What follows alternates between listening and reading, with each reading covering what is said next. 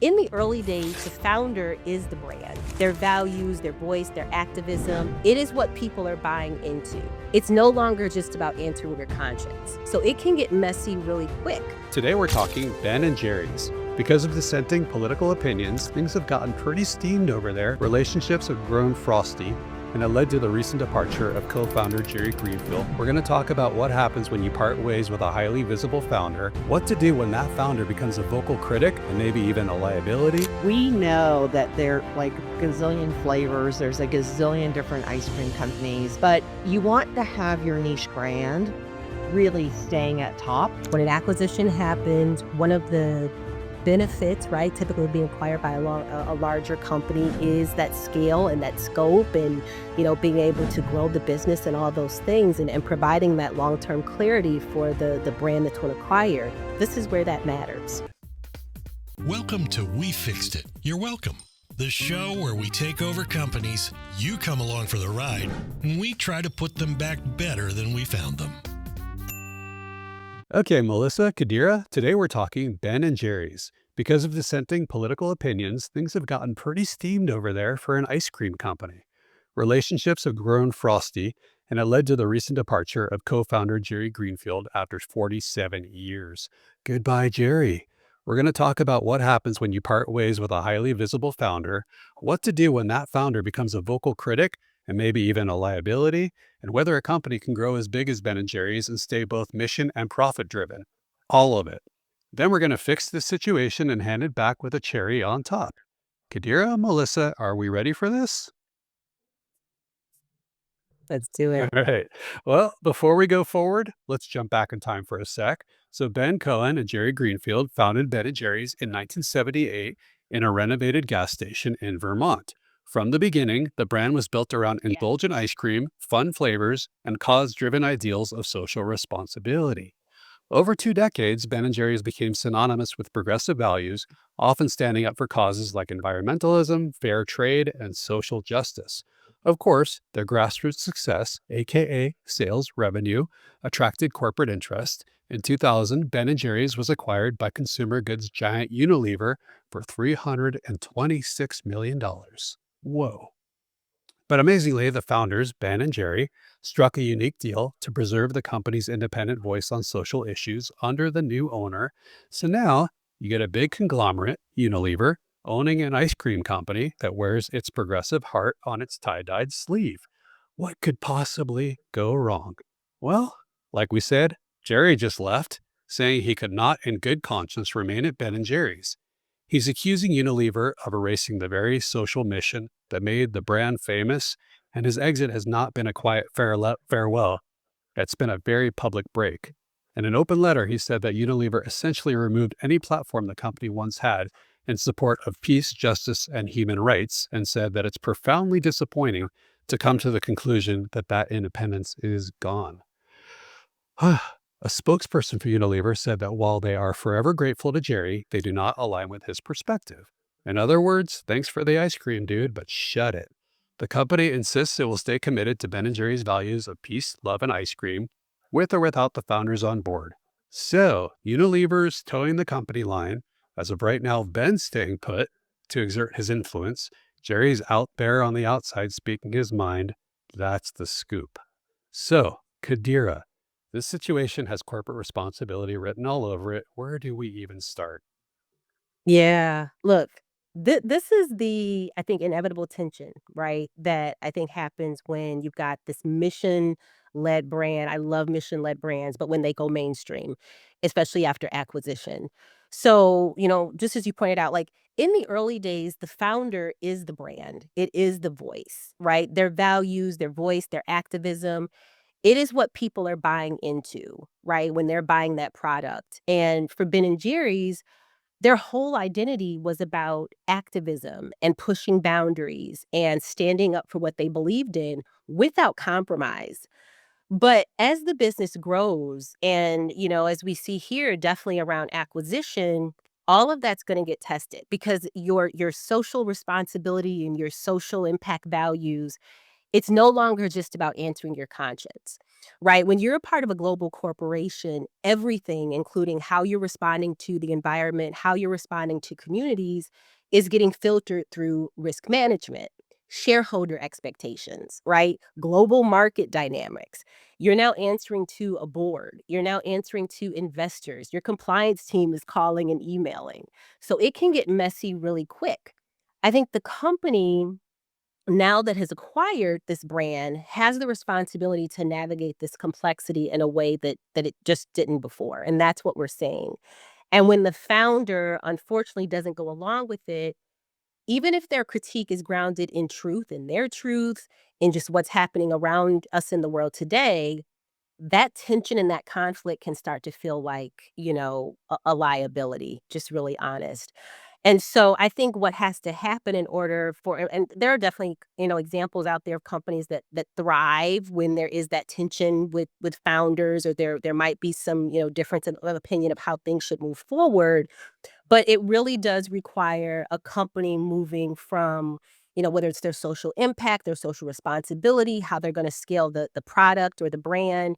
They have to move from becoming founder dependent to values driven, Mhm. right? And I'm not saying that's easy. It's hard. But it absolutely is necessary if a brand wants to survive and stay relevant beyond its origin story. Again, Ben& Jerry's has this amazing origin story, but it's a new day. It's a new day for the company. And so if they wanna evolve from being, you know, remember that company? Yeah. What was the name of that company? Right? To, hey, here's who we are today, and we're gonna stay true, and we're still gonna take some of that original origin story and bake that in, but it has to evolve, and there's strategy around making that happen. So, not impossible. Hard, yes, but not impossible. Well, I don't think we've seen it too much the other way, where a company is very corporate and very profit driven. And all of a sudden, their light goes on and they become all about social responsibility. And it happens, I guess, but we're seeing, it happens probably more often. A situation like this, where there's a socially driven company that is all about mission and values, and along with, the sales and profit and all that stuff. But that's for first and foremost what they stand for. And then they get acquired. That's more of a common Yeah. scenario, and we're stuck in that, we'll call it a sticky situation right now, where we're seeing those tensions play out. You have a company Yeah. that everything they stand for is, like I said, hard on their sleeve, and now they have to, you become part of a known entity. You have to fall in line in a way, and it's it's painful. We're all seeing it happen. Well, It is painful. yeah, and I think, Qadira, you really highlighted this beautifully, is that it's not necessarily just a founder that is in conflict with the kind of the corporate entity of the business. It's actually that this founder, the two founders created this entire company based on the social DNA, right? The social mission DNA, right? And so really I think there's a couple things, and Aaron, you were kind of touching on this as well, but you really need to acknowledge that this isn't just, you know, him leaving.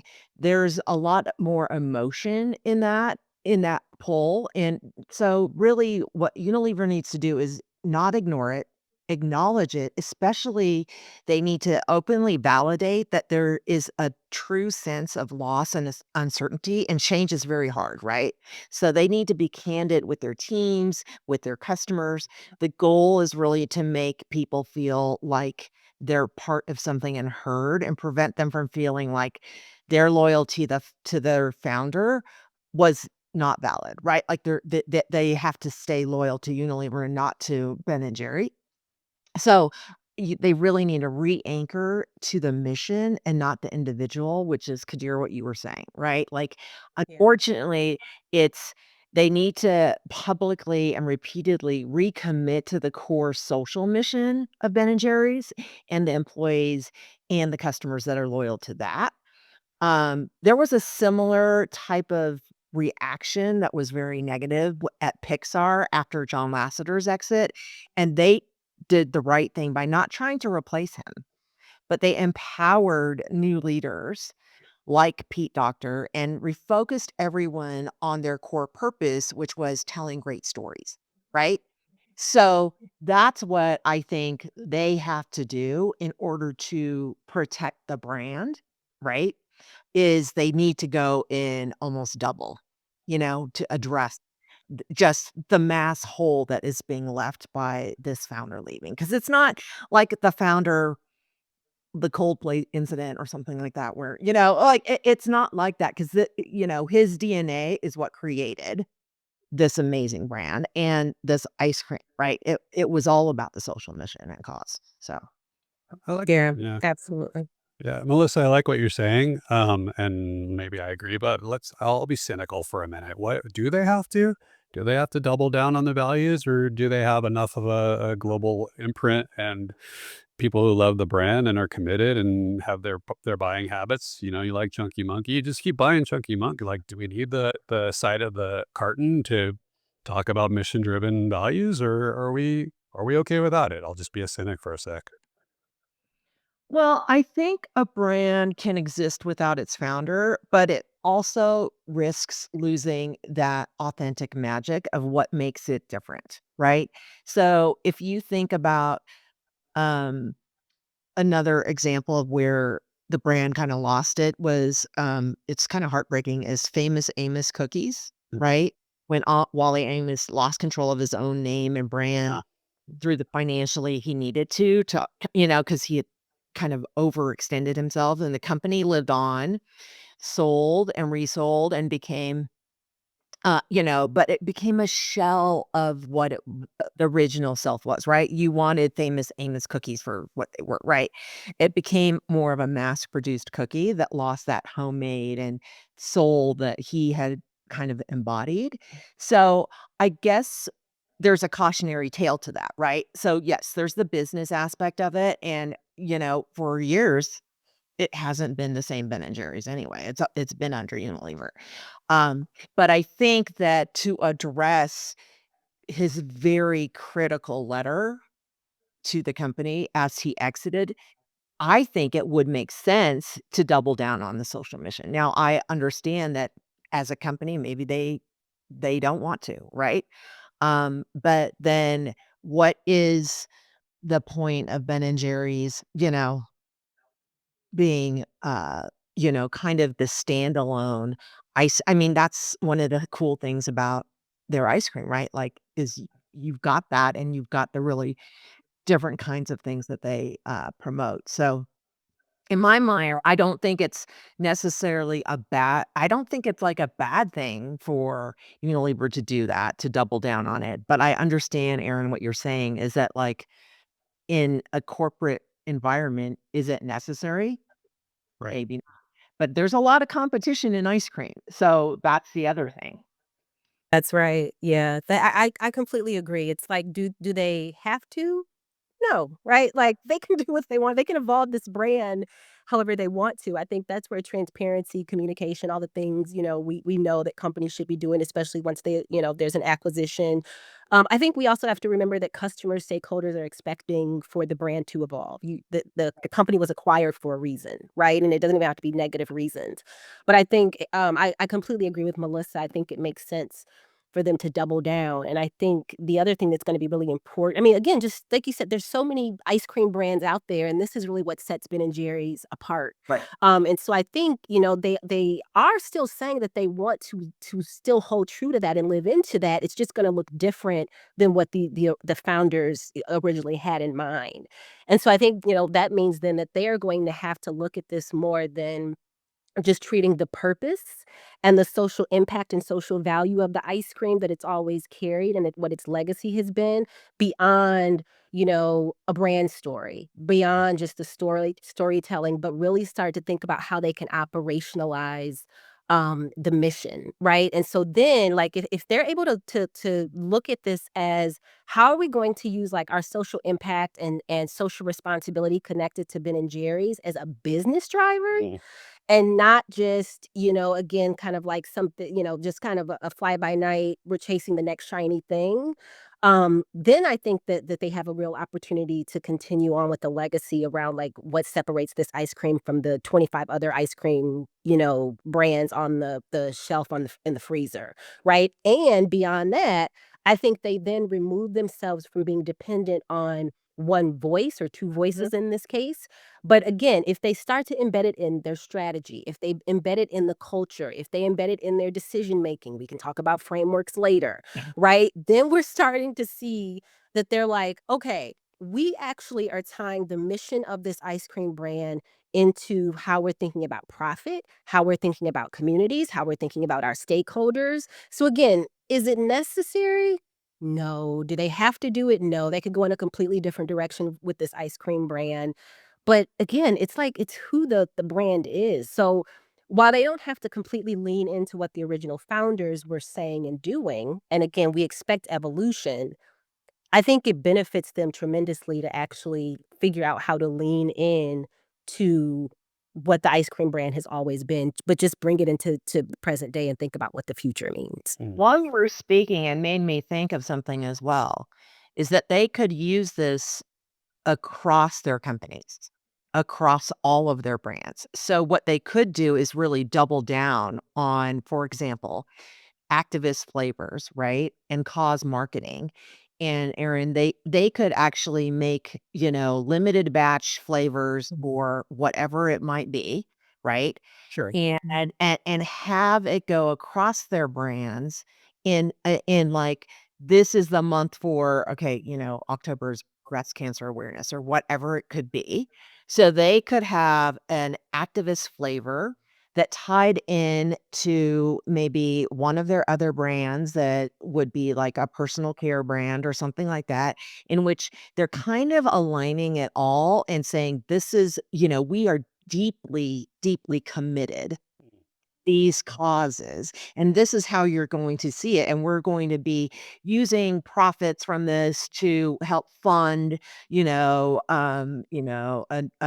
cancer ward here in a underserved community or whatever it might be, but, like, the ability to for them to actually kind of align it and have it been woven into some of their other brands actually kinda elevates this whole idea that Ben& and Jerry's was kind of the lighthouse that started it all, right? And that would be really kind of a cool thing for them to do to show, we're not just corporate. We're we're also about what's important and what's important to our communities that we serve as well as the communities within our company. Mm. So I like that. I have my issues with awareness campaigns, but let's say they took it and actually did something with it and actually committed funds to a cause and used Ben and Jerry's as the driver for that. But then you're saying create a halo or ripple effect across their other brands. So if there's an ingredient or some type of flavor, maybe that becomes the theme of the month. But there's a cause or there's a charitable component or something behind it. I could get on board with that. Um, but I don't know why I'm playing devil's advocate today, but is ice cream, like what's our all right, but that's a lot of work. They could do that. That's a lot of work. Do they need to? So it's Unilever. They've got Magnum. They've got other ice cream brands under their umbrella. Um, they've got a problem child in Ben and Jerry's right now at the moment. Do they cut their it's not even lost, I'm presuming it's worth more than they paid for it. Do they shake it free and say, go, you have a voice that doesn't align with ours? Go live and prosper, be an independent again. Get your board to buy, buy you back. Do they double down? I don't know why I'm pressing the point, but I got to wonder. Yes, they could, of course, they could put more work into it, but would they? Should they? I mean, I think, look, they acquired this company for a reason, right? They acquired the company for a reason, Sure. and we understand that when acquisitions happen, there's a number of reasons why.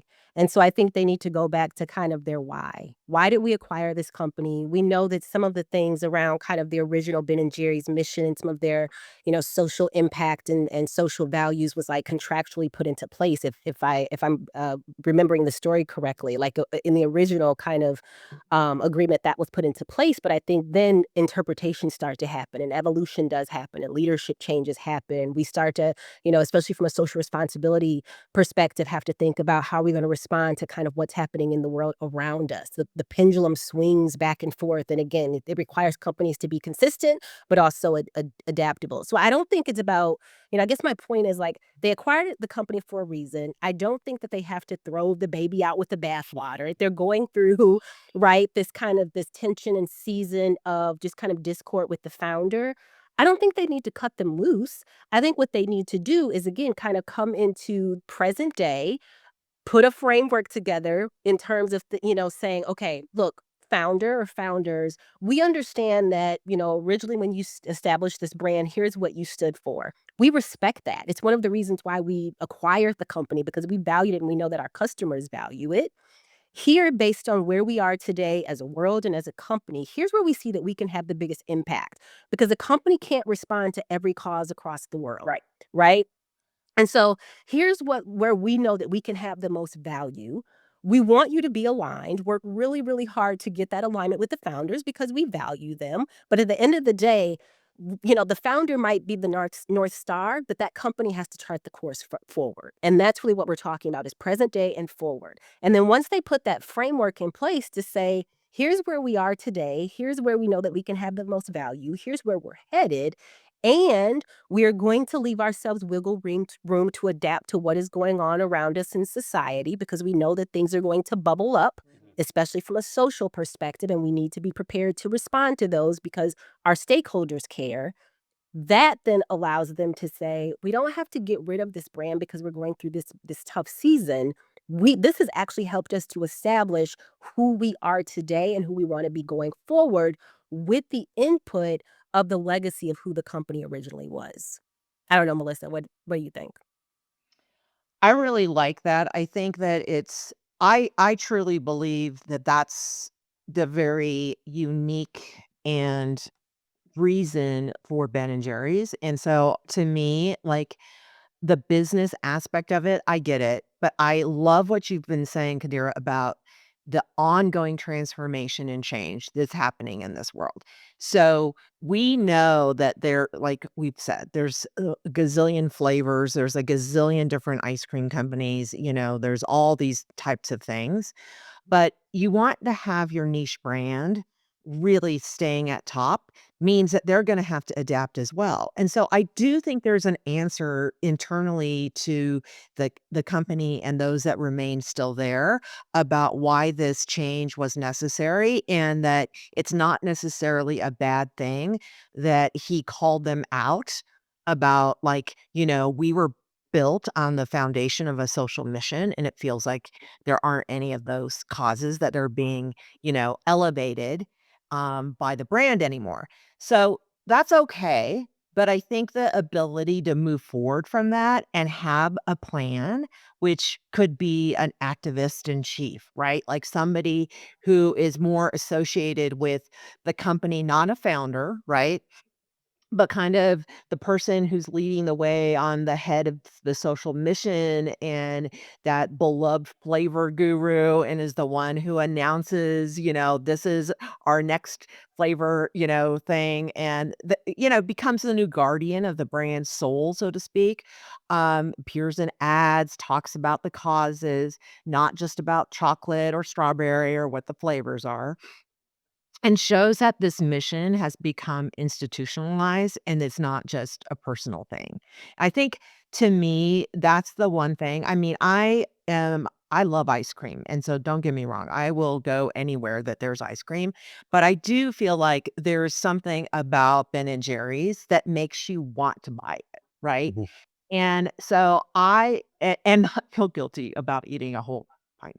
Um, so I do feel like that they have this opportunity. And again, looking at it from the business perspective, I think that they can kind of capitalize on a little bit of this noise that's happening right now, right? Because not sometimes, I don't know, I'm not the marketing person, Aaron, but like, not all news is bad news, right? Like, so if you're in the spotlight right now, Ben and Jerry's hasn't been in the spotlight for a while. So like now that they are, take advantage of that. And that's what I'm saying about doubling down, is that like the company can say, yes, He was a founder. He's the one who started this whole thing. He was the lightning rod. But like now we're worldwide, right?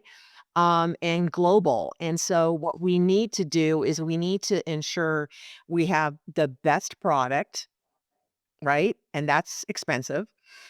We need to ensure that we are, that we're not over indexed. We don't have a bazillion flavors and then we kind of dilute our entire brand and that we're committed to that social mission.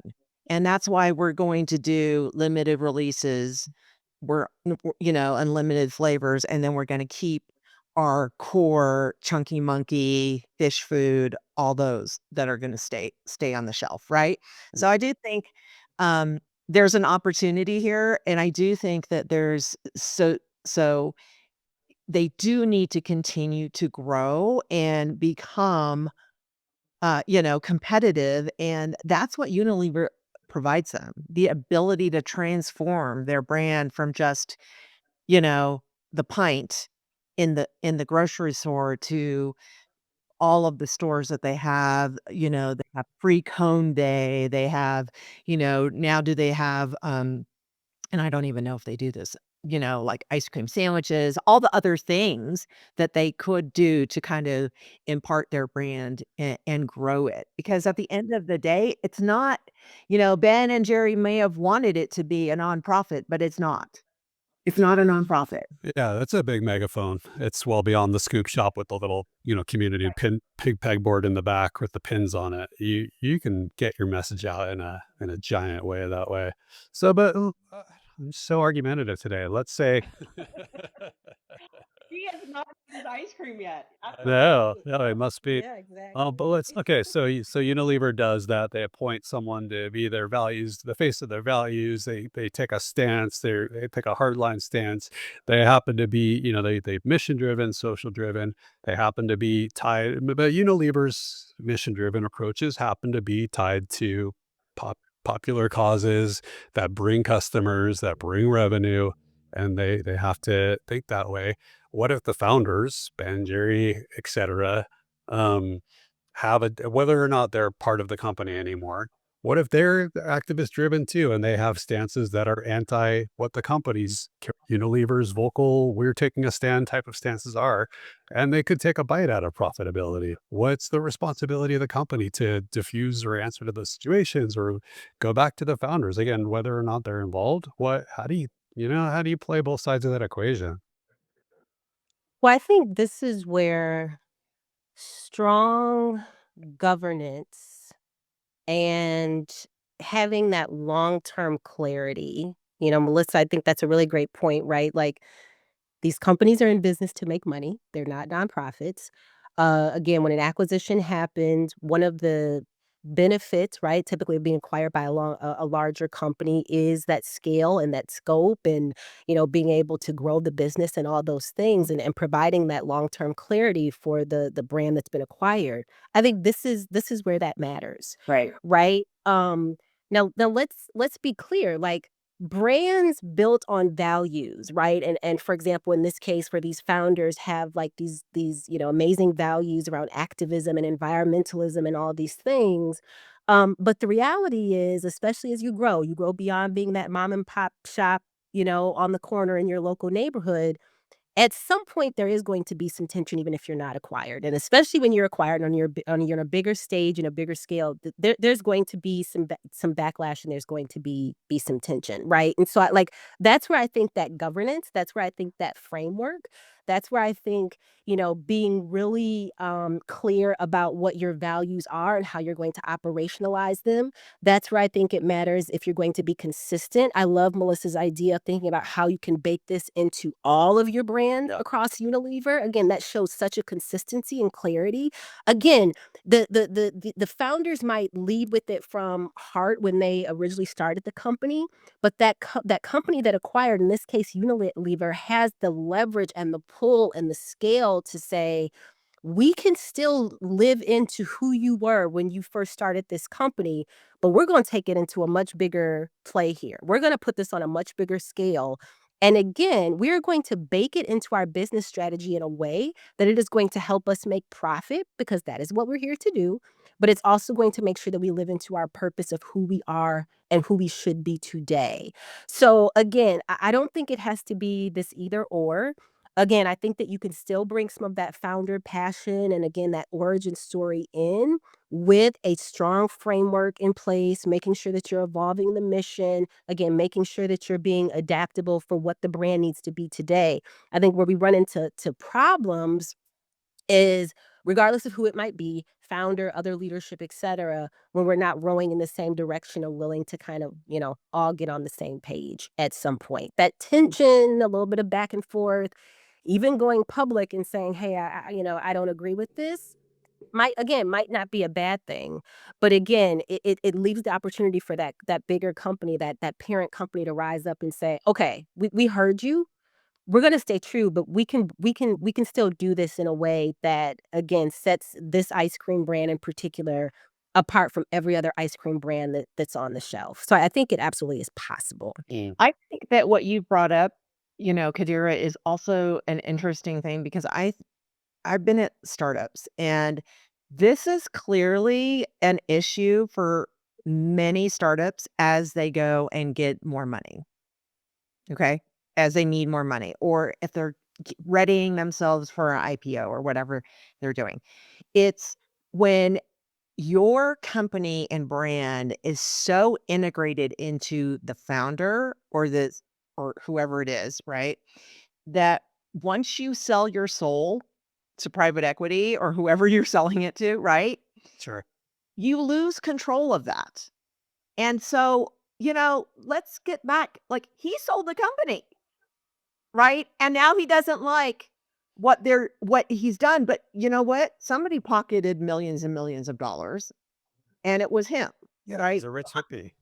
Right. So like, for him to be saying all these things, and who knows if Unilever saved them because maybe they were like not being run the way they whatever.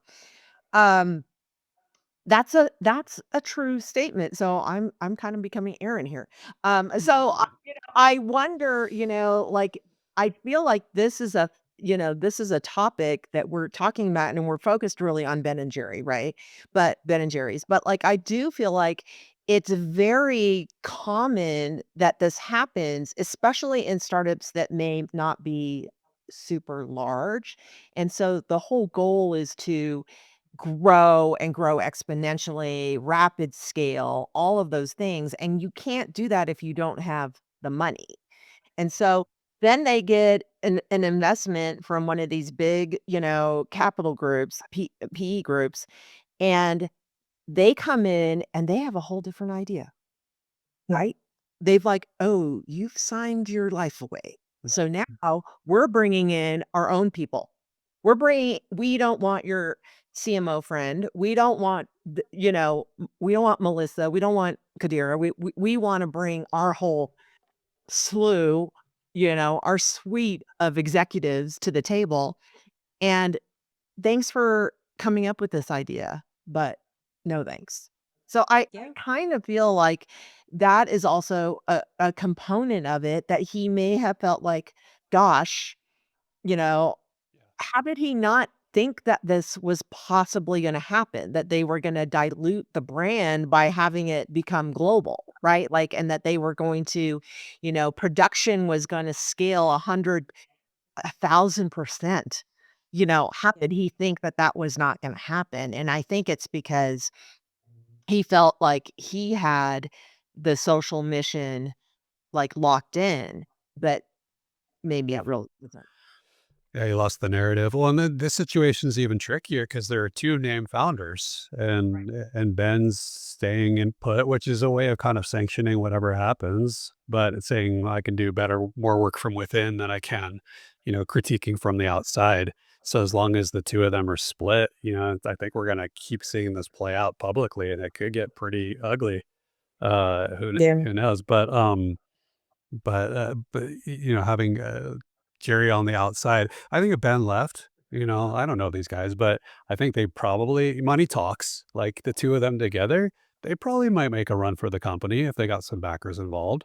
Why wouldn't they, you know?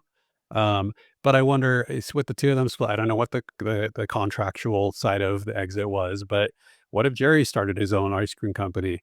You know, Jerry's Original, and, would that work on the marketplace? Would that cause too much consumer confusion? You know, that's a possibility if legally he's able to do it, why that's what he knows, why wouldn't he enter the marketplace?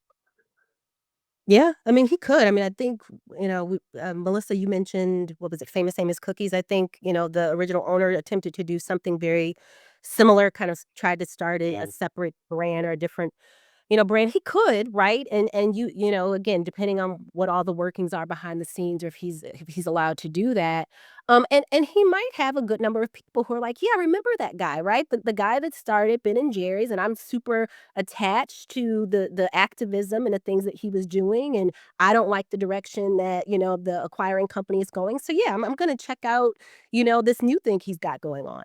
Possibly. But we also have to remember that customers, when we walk in the store, most of us are kind of like, looking for what we usually grab and buy, and most people, Ben& and Jerry's is what you grab. That's what you're gonna grab if that's what you've been buying. So, again, is it impossible? No.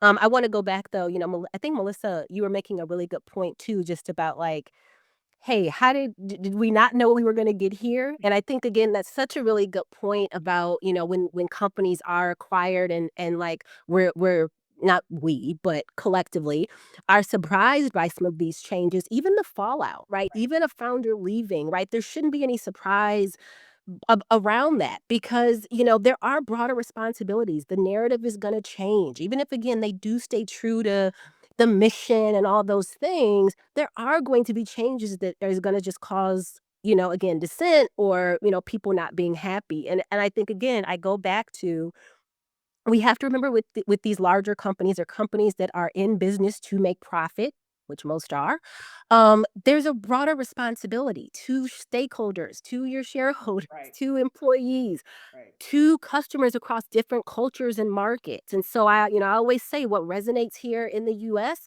may not resonate in Kenya, may not resonate in, certain parts of India or in China. If you're going to grow your brand and be a global company, you have to be thinking about that. Right. And I think the challenge is, founders aren't always equipped or even willing to make those trade-offs, right? And so, that's why I go back to, like, when those tensions arise, and tension is not a bad thing, but when they do, it does become the company, the parent company, or the acquiring company's job. Like, don't dismiss what's happening. Don't bury your head in the sand. Don't just kind of let them talk and hope they go away and that people will forget about it, because, as we're seeing, folks are not forgetting about when these types of issues kind of bubble up. But again, I think it's the opportunity of that acquiring company to, like, evolve the mission in a way that, you again, will still honor the spirit of who that brand originally was, but again, without being handcuffed to, like, one person's view, right? Because it no longer is Ben and Jerry, the founder's company. It is now a part of a bigger mission, right? And so I think that's a really good point too you made earlier, Melissa, about, like, this isn't a bad thing that there's this public kind of Noise. backlash, yeah, happening, right? Like, use this as a moment to say, you know what? Thank you. We're going to use this as a moment to actually renew the company Right. and see what goes from there. So, I think a great example of that where there was controversy was Papa John's, right? When he made those really awful, the CEO made those really racist comments, and they had to quickly pivot. And brilliantly, they brought in a spokesperson no one ever thought they would, by bringing in Shaquille O'Neal, and he helped to turn that whole narrative around, right? And, I love Qadira, like, the idea of really kinda coming up with Qadira's playbook, and really kinda doing these things, because I do believe at the end of the day, it is a business. You brought up a really good point too, that it's a global business now. So, like, some of the causes that, the hippies from Vermont were, you know, uh, uh, talking about are now no longer relevant to somebody that's living in Germany, right? You know what I mean? So it's interesting that you said that because I was just thinking about like one of our favorite flavors is the Tonight Dough. And I'm wondering like is the Tonight Show actually a thing any place outside of the United States, right? You know what I mean? Yeah. So, like, that's an example of, like, that, like, catchy, like, funny, like, little thing with Jimmy Fallon and whatever. It may not even mean anything to anybody else, right? So, I do feel like, though, one of the things operationally, they need to continue to stay focused. I'm sure they are. I'm sure the business plans are there. But I do think that codifying the why of what Ben& and Jerry's is all about, that culture code, the ethos, the brand ethos, their social mission, whatever you wanna call it, use it visibly and aggressively as this is still the core of who we are, and it's about that mission, not the person, right? Not the founder. And then empower the team to be keepers of that flame, keepers of that mission, right? You know, like we talked about, like having them, formally empower, certain ambassadors or, flavor ambassadors or mission ambassadors, whatever you want to call them, and give them an opportunity to become like guardians of that culture, right? Because I think that's what he is saying in his letter that culture, like, it's all gone, right? And is it, or is it just that he's gone, right? And then kind of ritualize those values and creating like maybe company-wide traditions and like, how show how they're using this, social platform and activism to actually help drive some of their different brands and their businesses, right? And so, when you have an amazing cause or, you have something you can all rally, the brands that are most likely to be impacted, rally around that, and also create more noise. Like we've talked about this with a lot of this whole FOMO, moment. That's everybody's thing, right? Like the labubu, right? FOMO, I want to get it. So have them be like short-term flavors, right? Have them be something that like, "Oh, you can only find these in these places," right? Like maybe, there's things that are trying to help drive small businesses. So they're like, "You're only gonna find these flavors at your local bodega," you know? You're not gonna find them at, Ralph's or Publix or King Soopers or anything like that, right? I mean, what are they trying to do? So and they're not gonna be unprofitable, right? Like, Right. yeah. Well, that sounds like a beginnings of a fix to me. I'm gonna say it's time to fix this and move us into that mode. So, all right. So we're gonna stay true to the mission. Qadira, you said it so perfectly. Ben and Jerry's was acquired for a reason. What's the reason? There's a mission behind it. Let's not throw it out, like I was suggesting earlier. Let's dig into it. Maybe even double down on it. But we've got to grow past maybe the original founders' visions again to tie dye guys from Vermont may not have a global perspective on things. Um, and then but the mission that from the beginning is peace, love, and ice cream. You can broadly interpret that. So it's you can do that execute that any number of ways, and you can't really go wrong. Um, have a great comms plan because if Jerry, maybe Ben someday is going to sit from the outside and, try to kneecap the company or be vocal critics, you have to know what you stand for and stay true to it as a company and how to diffuse the any negative founder energy out there. Watch for Jerry, maybe Ben coming back and getting some dollars behind them and making a run for the company. Maybe watch for Jerry starting his own thing, whatever it is, ice cream or ice cream adjacent or something else, but he's not gonna go quietly into the good night. He's gonna be out there. And, bring your team in and not only your team and your company, but you have a potential opportunity to use Unilever, use Ben and Jerry as the driver for your family of companies and say, look, let's emanate this out from within. Ben and Jerry is going to kick off something. It's going to go, we have to go beyond awareness. Everyone knows about the things, the diseases and things that are out there, but we're going to actually use it to put our voices behind it and our dollars behind it and commit to one cause at a time, or one overarching cause at a time, maybe one per month, campaign driven across the Unilever family of brands. Ben and Jerry is going to be our crown jewel for that. And we're fully committed, and we're going to sell a bunch of ice cream. Qadira, did we fix it?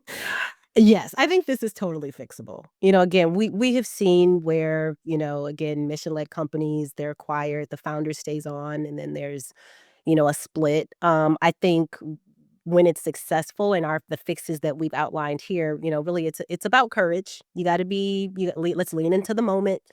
Let's have some strategic clarity, right? Like, again, figure out how you're going to operationalize the mission. Again, we talk so much about communication. Yes. So be transparent. I think having boundaries, right? Having boundaries, again, that we can call it boundaries, call it a framework, whatever you want to call it. Just to talk about, again, this is who we've been, who we are today. Here's what we're going to stand for going forward is really, really important so that your customers and other stakeholders have that clarity.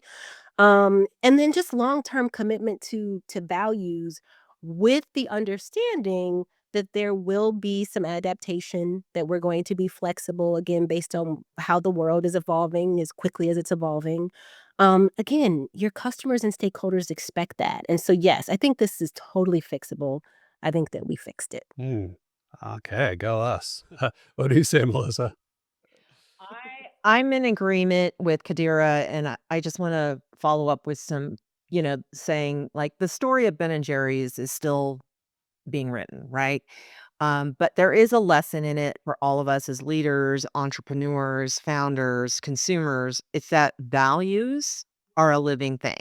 And Qadira, you talked about that it evolves over time. They can't be acquired in a merger and then just locked in the vault, right? They have to be nurtured, operationalized, and defended every single day. And I think that's the thing that we need to focus on, or Ben and Jerry's needs to focus on. A founder's departure, especially a messy one, is not unique to Ben and Jerry's, but it is a profound test. It's also an opportunity. It's an opportunity for Unilever to prove that its soul wasn't just rented from the founders, and that they've woven it into the fabric of the operations.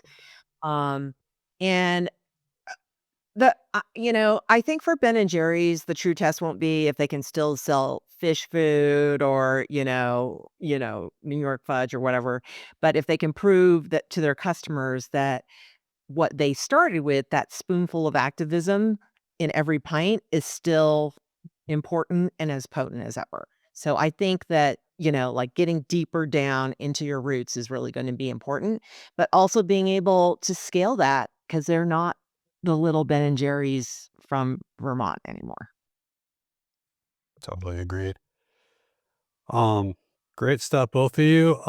Melissa, before we wrap up, favorite ice cream flavor, Ben and Jerry's or otherwise? Um, I have to say it's a non Ben and Jerry's, but it's strawberry. They don't make strawberry? They probably have a strawberry somewhere. Probably have a strawberry, but it probably has stuff in it, like cream cheese or something. Like I don't. So yeah, like a strawberry purist. I'm a purist, so I'm a strawberry Haagen-Dazs, but I mentioned it before, the Tonight Dough. Right. Mm. Qadira, I like that. what about you, Qadira? Look, I will say I love what Ben and Jerry's has stood for. So if I do like texture and all the crunchy things that they put in their ice cream. So if it's chocolate, pretty much I'll try it. But I also am more of a flavor person, and so I am mint chocolate chip all the way. Just if you put that in front of me as well, fine, I'm sold. That chocolate chip. In my house, we call that toothpaste ice cream Why? because it's minty. It belongs in your toothbrush. I love mint chocolate chip. I love But I'm not the yeah, there's a big audience for it. I'm not the one for it. But have you had, Chubby Hubby? It's the one with the peanut butter. It's malt and peanut butter pretzels, and that's some good stuff. Ooh. Yeah. Is that Just Ben& and Jerry's? I just sold some Ben& and Jerry's right there. Is that Ben and Jerry's? It's a Ben& and Jerry's flavor. Yeah. I'll have to try that because my husband's a pure Ben and Jerry's guy. So Chubby Hubby. Yeah. we have 3 of those, and he loves like the Reese's cups, all that stuff. So I have to go look for that. I haven't seen that flavor. I kind of get stuck in my flavor profile with Ben and Jerry's. I kind of always just grab the same ones. Yep. Well, that's going to do it for this episode. I think we sprinkled in some good fixes. Melissa, Qadira, thanks for putting up with me pressure testing the ideas. And sorry for all the ice cream puns. It couldn't be helped. For all you out there, if I missed any obvious ice cream puns, go ahead and throw them on social and tagged We Fixed It Pod. And we also love listener suggestions and hearing from all you fixaholics out there. If there's a company we haven't gotten to yet, let us know too. Again, we're on social at We Fixed It Pod, including YouTube. We just had our biggest episode there ever. If you have a specific question, you can connect with any of us at wefixeditpod.com. And we need you to keep us in the top 10, so be sure to like, subscribe, tell everyone you know about the podcast, and we will see you next time. We hope you enjoyed this episode of We Fixed It, You're Welcome. We go into every episode somewhat cold, and nothing we say should be construed as legal advice, financial advice, or anything that would get us in trouble. All trademarks, IP, and brand elements remain property of their respective owners.